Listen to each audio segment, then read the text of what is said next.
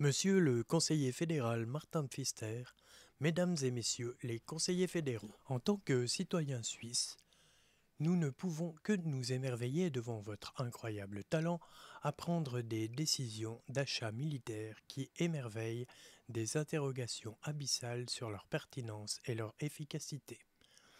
Permettez-nous de vous exposer nos petites préoccupations.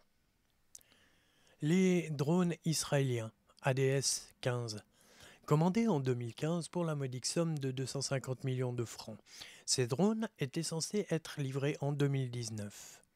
Mais quelle surprise! Nous voilà en 2025 et la livraison a été repoussée à fin 2026, avec un coût qui a grimpé à 298 millions de francs. Le contrôle fédéral des finances n'hésitez pas à qualifier votre gestion de décidément insatisfaisante. Chapeau bas pour ce sens du timing. Comment justifiez-vous ces petits retards et ce léger dépassement de budget? Et n'oublions pas que ces drones, oh so fantastiques, ne sont absolument pas adaptés aux vents forts, aux basses températures, ni même aux intempéries comme la pluie et le brouillard. Étonnant, non? En Suisse, où ces conditions sont presque un quotidien, on se demande vraiment ce qui a pu traverser l'esprit de nos autorités au moment de passer cette commande, surtout avec notre argent à tous. Peut-être espéraient-elles que la météo se plierait à leurs souhaits. Bravo pour cette vision à long terme.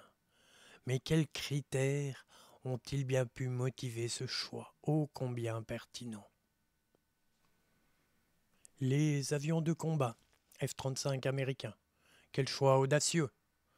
L'achat de ces avions a suscité une controverse digne d'un feuilleton télé. Pouvez-vous nous assurer que ces appareils correspondent réellement aux besoins de notre défense nationale? Ah, et il paraît que seuls 4 d'entre eux seront gérés par RUAG, les autres étant aux mains des États-Unis. En d'autres termes, si le Pentagone décide de nous priver de notre aviation, nous n'aurions qu'à applaudir. Nous avons hâte de découvrir vos éclaircissements sur ce sujet si essentiel. Mais quels sont les critères qui ont motivé ce choix? Le nouveau jet privé du Conseil fédéral. Vous avez opté pour un bombardier Global 7500 à 103 millions de francs. L'un des plus grands jets d'affaires au monde. Quelle magnifique mise à niveau. Dommage qu'il ne puisse pas entrer dans son hangar et qu'il ait des difficultés à atterrir dans certains pays à cause d'un tout petit problème d'homologation. N'est-ce pas délicieux qu'un avion censé faciliter vos déplacements diplomatiques soit contraint de faire demi-tour? Encore une fois, quels sont les critères qui motivent vos choix? Cela dit, nous savons bien qu'une armée bien équipée et bien entraînée coûte cher. La nôtre semble davantage se positionner comme un service de sécurité effectuant des patrouilles pour rassurer la population, plutôt que comme une force défensive au service du pays. Ce qui soulève des préoccupations quant aux coûts supportés par le contribuable. Ces choix, décidés par des génies, nous laissent perplexes. Comment expliquez-vous cette série de décisions qui semblent faire fi du bon sens? Quelle est votre stratégie pour éviter de tels désastres à l'avenir? Nous attendons de nos dirigeants une gestion exemplaire des deniers publics et des choix éclairés en matière de défense nationale. Mais ces récentes acquisitions semblent plutôt témoigner d'une légèreté fascinante, presque digne d'un amateurisme flamboyant.